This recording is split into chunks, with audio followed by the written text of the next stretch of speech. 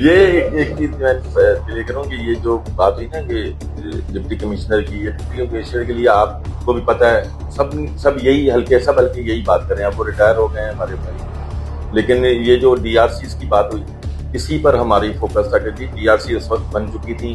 اور اسی D R Cs پر آنا چاہیے, آرڈر آفر لیٹر ملنے چاہیے. لیکن اب کہا یہ گیا ہمیں کہ جی مثال کے طور پر 32 یا 34 ڈپارٹمنٹس جو تھے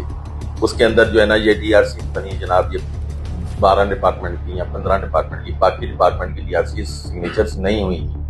اب یہ ہے یہاں پر تھوڑا سا وہ ہے کہ بھئی اس وقت کیوں نہیں بنی وہ ڈی آر سی جبکہ ذمہ داری تھی ان کی, اور وہ نام جو رہ گئے وہ لسٹوں میں کیوں نہیں ہے. بہت سے سوالات تو آج بھی ورکر ہم سے پوچھتے ہیں. تو میری اس لیے میں یہاں پر بول رہا ہوں تاکہ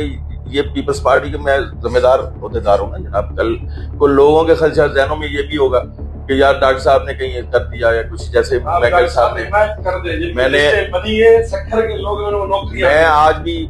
اس سے پہلے بھی یہی لفظ کہا ہے, ابھی بھی آپ کے کہنے پہ یہی ہو رہا ہے کہ جن کے نام گئے تھے ان کو آفر لیٹر ملنے چاہیے, ان کو کیوں نہیں ملے. وہ کیوں یہ کہا گیا کورٹ میں کہ جی ڈی آر سی صرف اتنے ڈپارٹمنٹس کی تھیں, بقایا ڈی آر سی کہاں گئیں, وہ گم ہو گئی, کیوں نہیں بنی, کیوں سگنیچر نہیں. اس وقت ظاہر ممبر تھا, اس وقت جو ڈپٹی کمشنر تھا, جو کراچی سے ادارے کا جو ڈپارٹمنٹ کا بندہ تھا وہ بھی تھا, ان تینوں کے سگنیچرز کے ساتھ ہوا تھا نا یہ سارا کچھ. تو اس وقت یہ سب ڈی آر سیز کا جب آرڈر ملنے تھے ہاتھوں میں اس وقت تو یہ کیس ہوا تھا, اور جب وہ ٹائم گزر گیا 2-3 سال کے بعد تو ظاہر ہے اس کی فلیکچویشن آئی ہے. اس فلیکچویشن کو دور کرنے کے لیے ضرور پارٹی ایکشن لے گی جناب, اور پارٹی کا مین بنیادی مقصد ہی یہی ہے کہ لوگوں کو روزگار فراہم کرنا اور بنیادی مسائل کو حل کرنا. چیئرمین صاحب کا فوکس ہے جناب. آپ دیکھیں گے اس طرح اس وقت پاکستان کے اندر اگر کوئی ملکی سطح کی, ملک کے استحکام اور خوشحالی کی اگر کوئی بات کر رہا ہے, ملک کے اندر اگر اداروں کو مضبوط کرنے کی بات کر رہا ہے, جمہوریت کو مضبوط کرنے کی بات کر رہا ہے, دنیا کے اندر جو پاکستان کے لیے جو ایک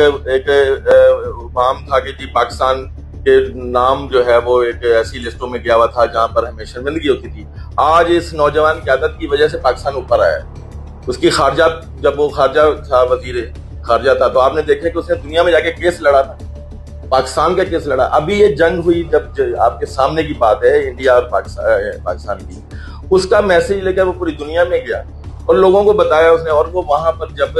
ایک طرف تو محاذ پر ہمارے جو فضائی سولجرز تھے, فضائیہ تھی, پاک فضائیہ, وہ منہ تیری تھی. ہمارے چیف آف آرمی سٹاف جو ہے اس وقت ایک اہم رول ادا کر رہے تھے, اور جو خارجہ سطح پہ تھا اس کا رول آپ کے سامنے ہے کہ وہ بلاول بھٹو زرداری کا تھا.